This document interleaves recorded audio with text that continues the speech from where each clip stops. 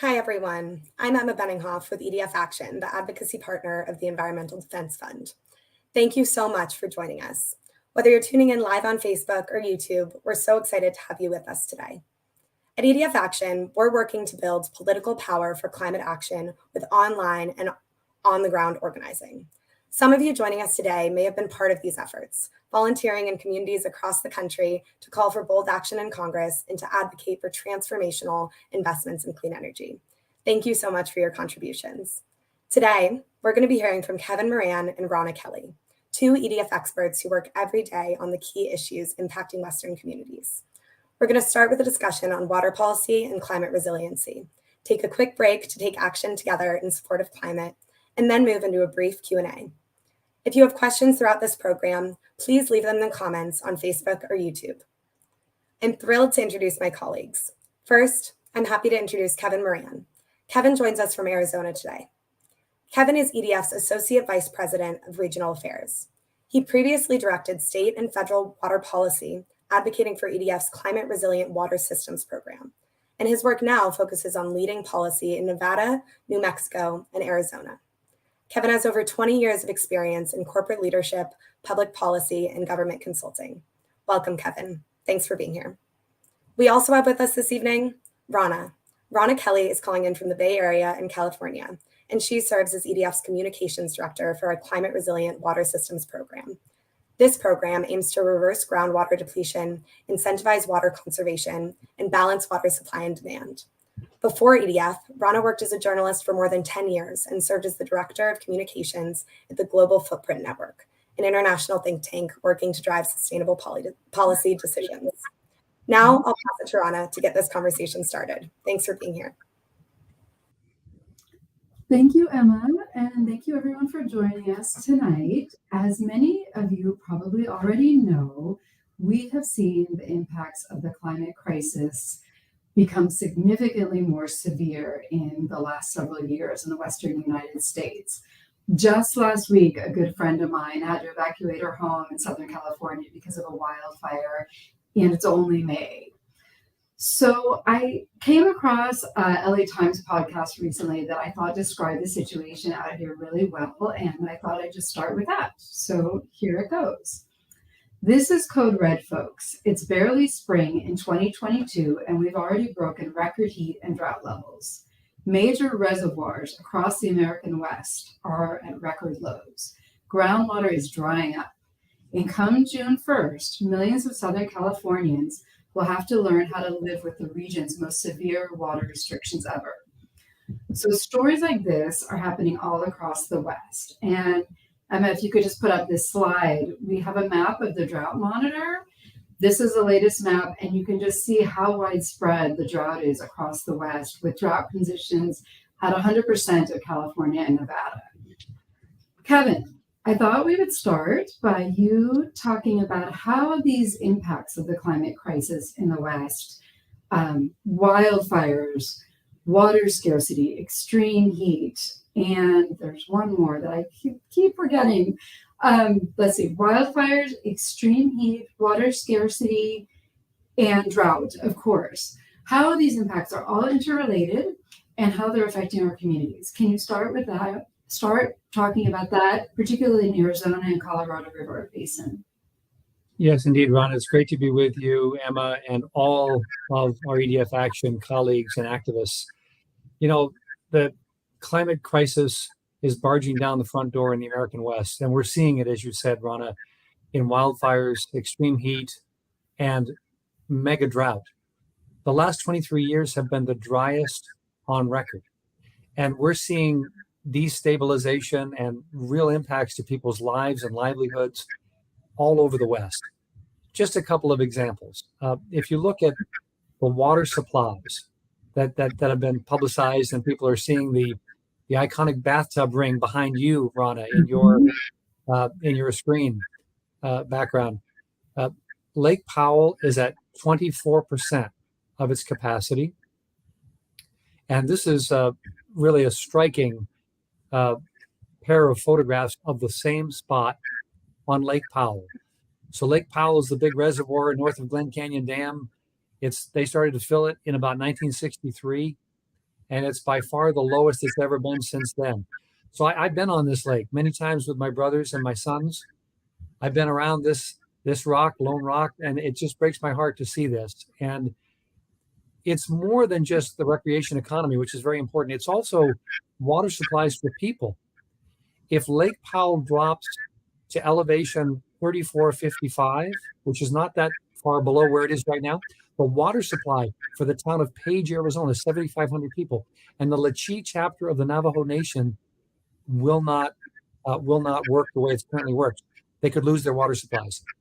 So we're facing a clear and present danger in the West, and it really calls on all of us to think differently and to think at a bigger scale about the health of watersheds, forests, and frankly, to be insisting that the Congress and the federal government and our state and local governments take this on as a clear and present danger and do what we need to do to protect the things that we care about, and frankly, the livelihoods and lives of people in the region.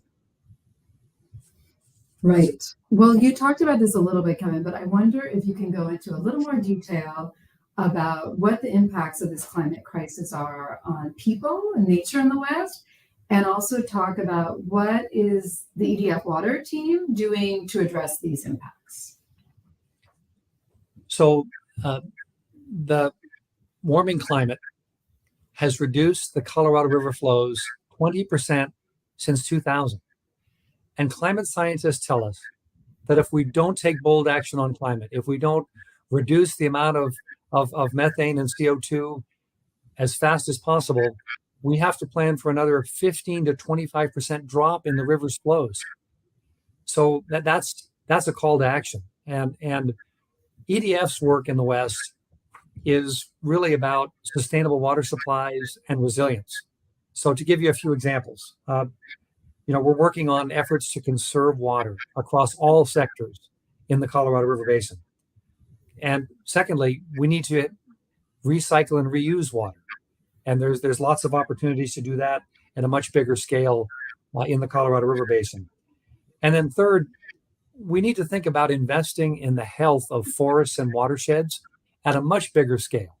And I might refer our attendees today and our activists to a website called 10strategies.net, which is a list of strategies, solutions that can actually make a difference, that would improve water supplies for communities and ecosystems in the West. So, we're dealing with a lot of crisis and a lot of concerns in the West. We also have to start talking about solutions. 10strategies.net is an example of what we can do in the West to build resilience and help us protect the things we care about for people and nature to respond to the climate crisis. Great. I know we have been doing some work with farmers in Arizona in particular. We both had this really cool opportunity to go check out what Bridgestone is doing out in Arizona. So I wonder, can you talk a little bit about that too, and what the farmers are facing out there and how Bridgestone and EDF have been working to address that? Yes, indeed. So the first ever shortage of the Colorado River was declared last year, right? So that means Arizona had to cut off about 18% of its total use of the Colorado River. That meant that farmers in Pinal County, Arizona, which is like the Sun Corridor between Phoenix and Tucson, big agricultural area, they are taking the biggest hit in terms of reduced water. They're losing 40% of the water from the Colorado River that they've been using. It's a long-term trend that they're going to have to adapt to. So one of the things EDF is doing is we're working with local farmers and corporations and community leaders to try to figure out what is the sustainable future for agriculture with less water and on a smaller footprint in terms of irrigated acres. So one of the things we're doing is we're partnering with a local farmer, Will Thielander, and Bridgestone Americas, a multinational corporation that wants to find a natural source of rubber. And so one of those natural sources, there's only three that the scientists tell us exist. One of them is called waiuli, and it's a desert shrub native to the deserts of Mexico and the southwest of the United States. And so Bridgestone is looking at an investment in a lower water use crop that could be part of a sustainable future for agriculture in this region. So what does it mean? It means Waiuli uses about 40% of the water of alfalfa. And so it's a possible answer for sustainable agriculture using less water as part of an overall system evolution that we need. Right. I think the Waiuli project is super interesting. What really kind of struck me when I went out there to see what they were doing was they built this plant, right? Because you think, oh, well, just the farmers can just grow something different. But this requires like a whole new market and economy, and they had to build like a multi-million-dollar plant to process the Waiuli. So that was pretty eye-opening to me to see how there's all these nuances to changing crops that someone who's not a farmer every day out on the fields might not even think about. And the other cool thing about that project was is how Bridgestone is looking at investigating Waiuli not just in Arizona, but also in other states and countries, including California. And in California, like Arizona, as you've seen, farmers are already having to fallow their land and take their land out of production, or they're selling land or leasing land to solar companies because there just isn't enough water to grow. And I thought I would just take this opportunity to mention one related project we've been working on in California on that front that's kind of a bright spot in all this. The state legislature here approved $50 million in funding to create a new program in California that is modeled after something we developed to pay farmers to take their land out of production and repurpose it to other uses that create new benefits. So examples include turning some of their farmland into open space for people or habitat for wildlife. But $50 million is a lot of money. And we are thinking that this problem in California is a lot bigger. The estimates are that 750,000 acres of farmland may have to be taken out of production because there's not enough water, which is huge. That's like the size of Yosemite National Park, which means the problem could require $1 billion in state investment to take on this challenge. So that gets to something else I wanted to talk to you about, Kevin, and see what your thinking is on this, because it requires so much money to help address these climate impacts in the West and across the world even. And we've seen some of that money start to come. Like last year, Congress approved the bipartisan infrastructure law, which is dedicating $8.3 billion to water projects in the West. But even that isn't enough. So you work on these things every day. What do you think is possible for Congress to do this year to address climate impacts and the climate crisis? Well, I'm so glad you mentioned the bipartisan infrastructure law that President Biden signed 6 months ago, actually to the day. And that's hugely important. Some of the biggest investments ever in water security and resilience, investing in demonstration projects in natural infrastructure, for example, clean drinking water for tribal communities. You know, almost 40% of the homes on the Navajo Nation don't have access to clean running water. That has to change, and the bipartisan infrastructure law is taking a big step in that direction. So we have to make the best use of that money we can. We have to work with communities and build resilience and provide clean, safe drinking water for tribes and other disadvantaged communities. Now, as you know, Ronna, a lot of what I work on is that policy, on water and resilience. But here's what we know. It's not enough. We have to reduce the sources of the planet's warming. We have to reduce methane and CO2 emissions as fast as possible, as much as possible. We need both. And that's what's before us now. We're working with members of Congress and the administration on a package of $550 billion of clean energy investments. And that's an opportunity for our EDF Action activists to engage on. And I can't stress it as how important it is. This is a galvanizing. This is the challenge of our time. In many ways, what we see in Lake Powell, what we see in terms of the stress to people in the West, that's the call to action to take on the climate crisis, we need both resilience and bold action on climate to reduce emissions. And I might say, very, very importantly, it's about avoiding the worst impacts of the climate crisis. It's also about building a clean energy economy and good jobs and leading the world in that way. We need to think about it in transformational terms, and there are opportunities in Congress right now to move us on that path. Great. Well, let's hope they take advantage of these opportunities. I guess I just wonder, I mean, I have personally found this, that sometimes the news can feel pretty crushing. So what are some things that give you hope? Like, I know you're a history buff. Are there any lessons to learn from history from all this? Yeah. I am a history buff, and I try to, as Churchill said, I try to take my flickering lamp and learn lessons, hopefully, right? The flickering lamp in the dark of the historian. So, at the start of World War II, the United States produced something like 3.5% of all the world's manufactured goods. Now, we know what happened. There was a world war and a completely unified economy and society to defeat the Axis. In 1945, the United States produced over 85% of the world's manufactured goods. Now, you could say, well, that's warfare and that's different, but it really isn't in this sense. When we come together, we can do amazing things as a species and as a country. And climate and addressing the destabilizing impacts we're seeing and giving answers to communities all over the West, for example, that are under this stress, that's what we need to step up to as a country. Yep. Agree. I totally agree. And we can do it if we all unify, for sure. Yeah. Yes, indeed. Yep. Well, I guess maybe I'll just bring up one more question before we hand it back to Emma. And we kind of looked at the federal level. I wonder, since you are a native Arizonan, this might be a question that's top of mind for a lot of people in Arizona, because there's been a lot of headlines about this topic.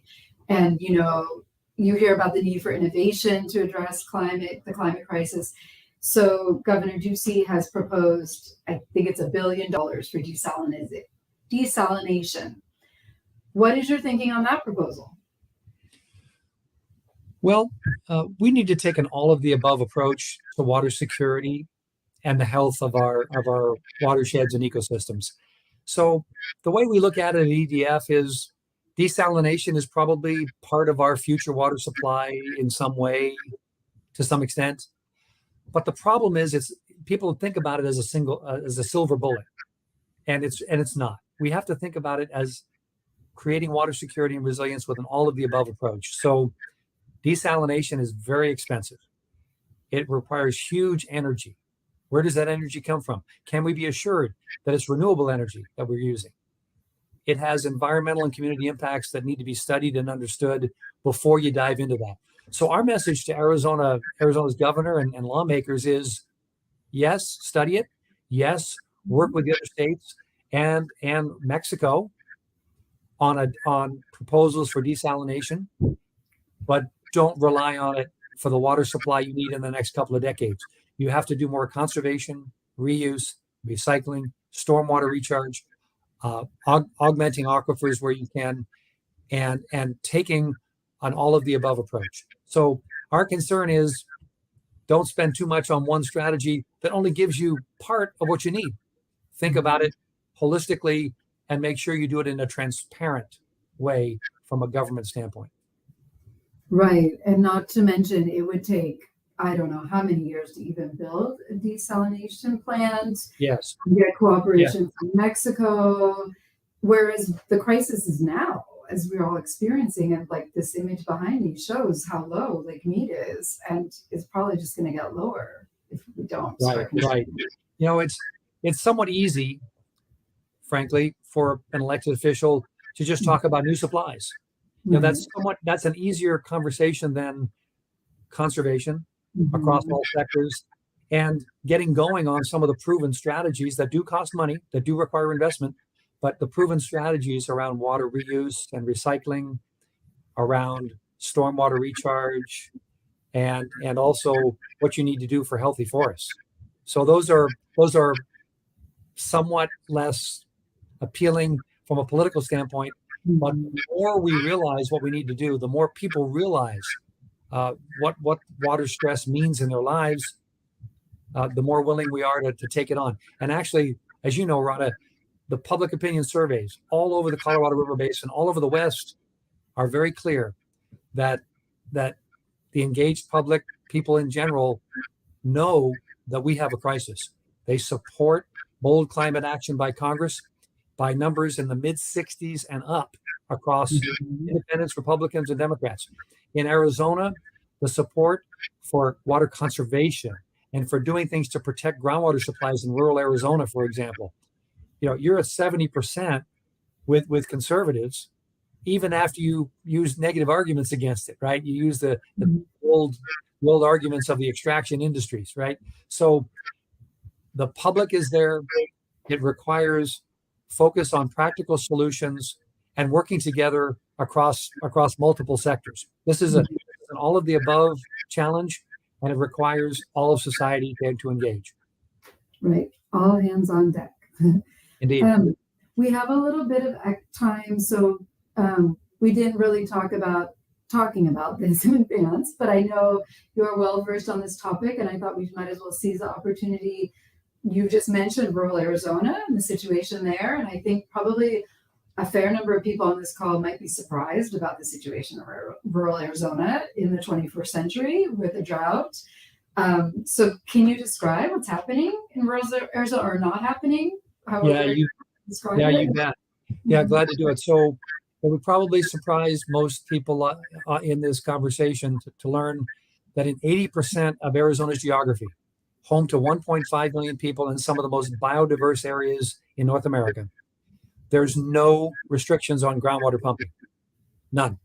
So think there are people in Arizona right now who've lived for generations in a homestead type situation, small farm. A new groundwater pumper, a major agricultural or other industrial producer from out of state somewhere, can come in and sink a deeper well and make their well run dry. It's happening in several communities already in Arizona, and people are asking for help. They're asking for solutions. And so one of the things we're doing with EDF, working with something called Water for Arizona Coalition, is we've developed, working with legislators, a legislative proposal which would authorize counties in Arizona to establish local groundwater management plans. Lots of local input and local stakeholder co-creation with state standards and resources. We think that's the way forward for Greater Arizona and a lot of places that I love to go to. I think about the Verde River. I think about Oak Creek. Some of our guests may have been to Sedona, even if they're not Arizonans. We have to think about how new groundwater wells and how new uses are going to affect the special places that we love, the experiences that are so important to us, and frankly, the local economy of the Verde River. That the Verde Valley watershed, Sedona, water and flowing water is a foundational part of it. Right. I was watching a video today that we've been working on with someone in rural Arizona who mentioned how the wells are being drilled 2,500 feet deep, 2,500 feet deep. That is just mind-boggling. And he said, like, a decade ago, they were 1,000 feet deep, which even that seems super deep. So it just the how far the groundwater table is falling is pretty shocking and scary. Yeah. And part of it is getting real about what do we want as a community? What do we want as a state? And right now the rules work great if you are an out-of-state industrial operation or dairy. You've got a business plan that extracts the groundwater for 25 years. It looks pretty good. But what about the folks who live there? What about the small farmer? What about the folks who have a small business in the town that depends on that supply? We are widening the conversation. People who've not been in the conversation, local leaders, tribal communities. And we're saying, let's chart a different future. It's about collaboration and using science-based approaches to water management. Right. And about letting local communities control their own futures where they don't have control right now. And the people who are taking control are coming from out of state or even out of the country and basically threatening the ability of their children to live there in the future. So, yeah, very Yes, important. indeed. Yeah, we face some tough challenges, but as I said, the public opinion surveys would tell you that there's a receptive audience and people are willing to make changes that they think are balanced and based on real information and credible science. Right. And I feel like the locals are gaining a voice in all this. You know, three boards of supervisors from different counties just approved resolutions saying legislature act already, do something. Whereas another county just said they're so fed up they just put their own measure on the ballot to let voters decide because the state wasn't acting. So I think a movement is building for sure. Yes, indeed. I Um, want to mention just a few things, Ronna, if I may, about, sometimes these federal processes, these, federal legislative proposals, it's hard to figure out what they mean. Well, let me tell you what clean energy investments means in Nevada for our folks in Nevada. So clean energy investments before the Congress right now would mean 2.2 billion in energy efficiency funding for Nevada, 39,000 Nevada jobs over 5 years, 3.1 billion added to the state's GDP. So, we need to get past the old arguments of environment versus economy. Both the scientists and the credible economists know that it's a both and proposition, and that's where we need to be going. Right. And I will just add before handing it off to Hannah that showing that climate leadership equates to water leadership in the West. That's kind of what we say. Climate leadership is water leadership and vice versa. So they're just tied together so much out here. So I guess Emma, actually, we're supposed to hand it back to Emma to, I think, take control, and then we'll go to Q&A. So back to you, Emma. Yes, thank you so much, Ronna, and thank you, Kevin, for one, the great lead-in to this action opportunity, and two, for this just really engaging and important conversation for our members to be a part of. And before we move into the Q&A portion, as Ronna mentioned, we're going to take a moment to take action together. This has been such a great discussion, and we're just going to take a moment to engage. So on the screen, you'll see a link provided and a phone number now to access an easy tool for you to use to send an email to your senator. So please use that link now or text the number provided to send an email to your senators in support of both climate action. It only takes 2 minutes, and it's a really big impact action to take. As we've discussed, the climate crisis is really severely impacting our communities in the Western region and across the country. And many of you may have experienced the impacts of this crisis with droughts, wildfires, extreme heat, extreme weather, many of the things that we've heard from Ronna and Kevin on this evening. And we need federal climate action now to mitigate these effects and put us on a path to a clean energy economy. And now is really our moment and our opportunity. And we're counting on all of our activists and our supporters like you to take action with us and make your voices heard in support of both climate action. So thank you so much. And now we'll go ahead and bring Ronna and Kevin back into the conversation and move into the Q&A portion this evening. So big thank you before we get started to all our members that submitted questions before this session and during and throughout this event. We have a few great questions here. I'll start with one from a member that was submitted previously. Looking ahead, what are you most excited about for your work at EDF in the year to come? And I'd love to hear from both of you, but Kevin, could we start with you about what you're looking forward to this year in EDF's work? Well, I have to say, I'm very grateful to work in a great organization that's taking on the climate crisis in comprehensive ways. I'm very grateful that I get to do work that aligns with my passion and where I think I can make a contribution. So I'm grateful every day for that. What I'm thinking about in the near future is getting Arizona's groundwater story moving in the right direction and helping those communities in rural Arizona with a step forward on rural groundwater management. I'm also looking forward to seeing, frankly, a greater awareness that I believe is coming on all the good work that's being done with a bipartisan infrastructure law that's already been enacted. It's an extraordinary investment in infrastructure, including natural infrastructure, water, removal of lead pipes in many communities, and I'm looking forward to people recognizing that and putting that money to good use and saying this is the foundation for doing more and for taking the big steps we need to on climate. Absolutely. Thank you so much, Kevin. And Ronna, what are you most looking forward to in your work at EDF this year? Like Kevin, I'm definitely very excited about the work in rural Arizona because we've been working on it for a few years, and I feel like we're seeing momentum this year really step up. So that's very exciting to see. And I guess other than that, I'm also excited about the work I mentioned in California on the Land Repurposing Act, which is also related to groundwater. In California, there was a law passed during our last drought that requires all of these regions to reduce their groundwater pumping. And so this land repurposing is a big piece of that. So the cool thing about that is this funding was appropriated last year, and the call for proposals has gone out this year, and we already discovered that they had $50 million in funding, but they received over $100 million worth of projects.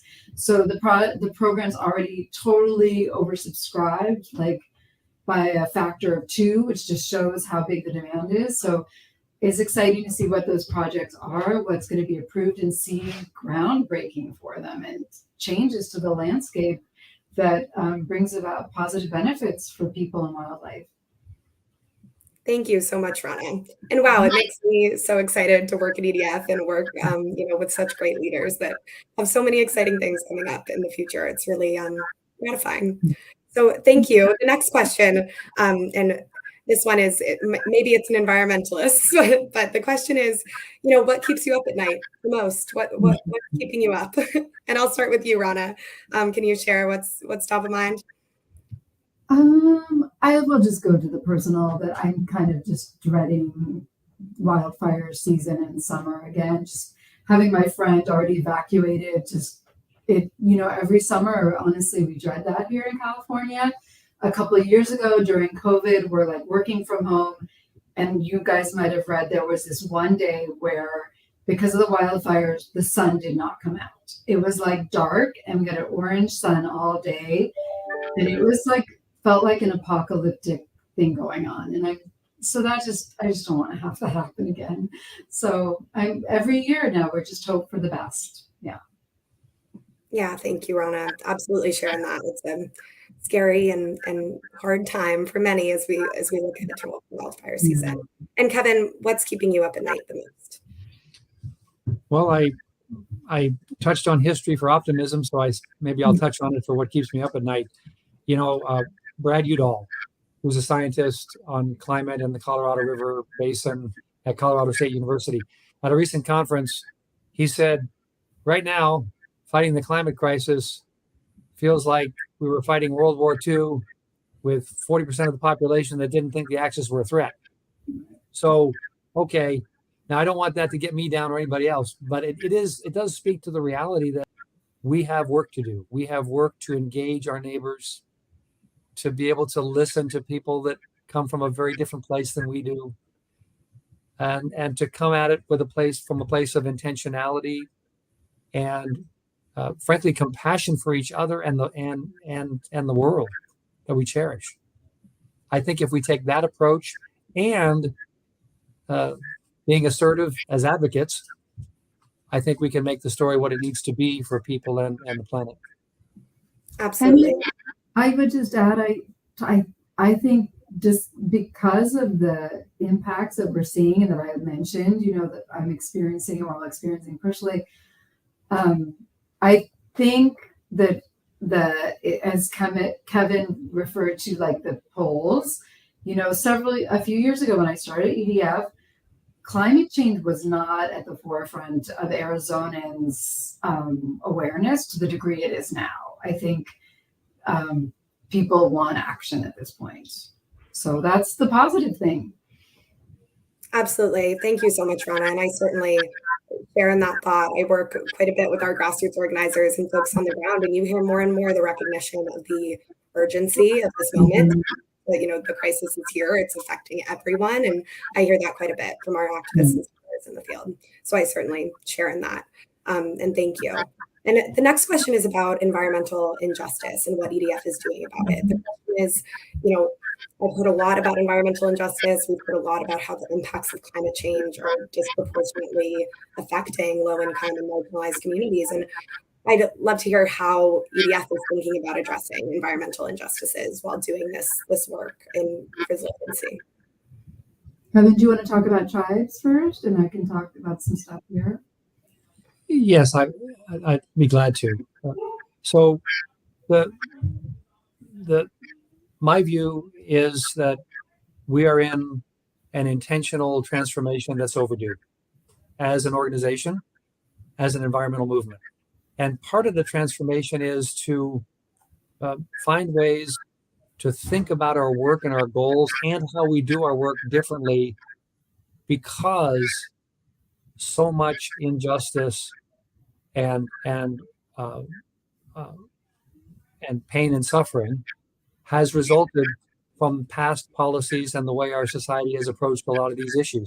And so we're doing what we can to embrace our agency to change that story. So a specific example with tribes, I mentioned the Navajo Nation story about lack of access to clean, safe drinking water. Tribes in the Colorado River Basin have rights and claims to about 25% of the river's average water supply over the last 20 years. And a lot of those rights are unfulfilled.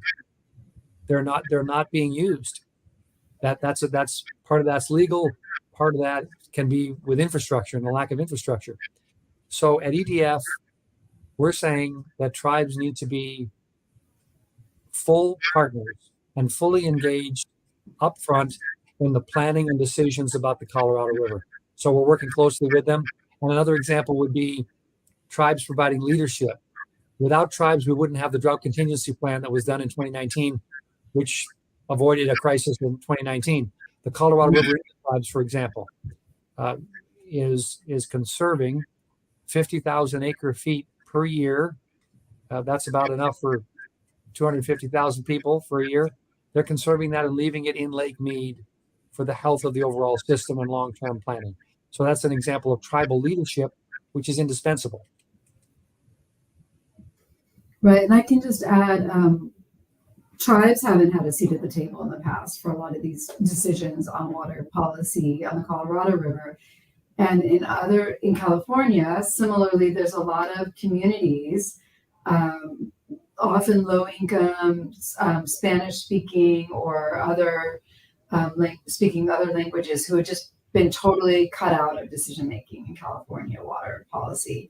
So the team in California has been working on helping address that issue for several years through a program called the Leadership Institute, where we partnered with a few community-based organizations, self-help enterprises, and the RCAC, Rural Community Assistance Corporation, to put together a program to help leaders and people in these communities build their leadership skills and gain a deeper knowledge of water issues in their community in California, so that they can really advocate on their behalf and play a more active role in their water future. So that's another cool project that we've been part of for several years now.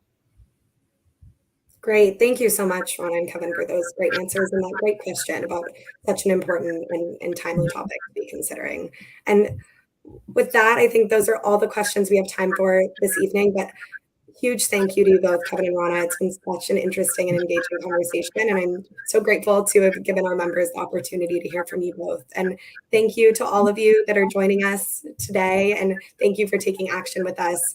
We're grateful for your support and for your activism. And if you'd like to get more information or get more involved with our grassroots efforts in the field, please visit mobilize.us/EDF action or edfaction.org for additional information. You can also follow us on Instagram, Twitter, or Facebook to stay up to date. Again, we so appreciate you being here with us this evening and supporting this movement for both climate action. Good evening. Thank you.